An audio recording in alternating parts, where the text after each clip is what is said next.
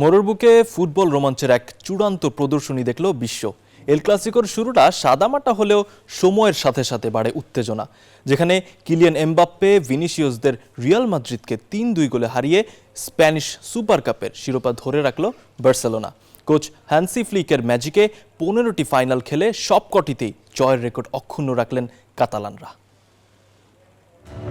এল ক্লাসিকোর শুরুটা ছিল ধীরগতির থ্রিলার সিনেমার মতো। মৌসুমের প্রথম ফাইনাল, তার উপর মুখোমুখি দুই চিরপ্রতিদ্বন্দ্বী বার্সেলোনা ও রিয়াল মাদ্রিদ। ভরপুর গ্যালারিতে টান টান উত্তেজনা।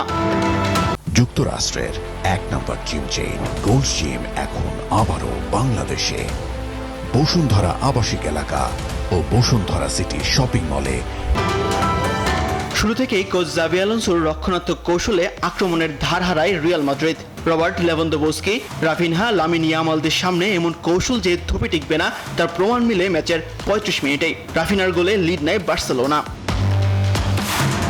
তবে প্রথমার্ধে যোগ করার সময়ে ঘটে নাটকীয় ঘটনা। মাত্র ৩ মিনিটেই ৩ গোল। ৪৬ মিনিটে ভিনিসিয়াসের গোলে সমতায় ফেরে রিয়াল মাদ্রিদ। ২ মিনিট পরে লেভানদোভস্কির গোলে এগিয়ে যায় বার্সেলোনা। পরের মিনিটেই গোল পোস্ট ছুঁয়ে আসা বলে গঞ্জালো গার্সিয়ার ফ্লিকে জাল খুঁজে নেয় বল।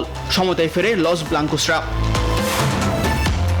বিরতি থেকে ফিরে আক্রমণের ধার বাড়ায় বার্সেলোনা। ৭৩ মিনিটে রাফিনার শট রিয়াল ডিফেন্ডার এসেন্সিওর পায়ে লেগে জালে জড়ালে অনেকটা শেষ হয়ে যায় লস ব্লাঙ্কোসদের শিরোপা স্বপ্ন। ম্যাচের শেষ ১৫ মিনিটে এমবাপ্পেকে নামান কোচ জাভি আলোনসো।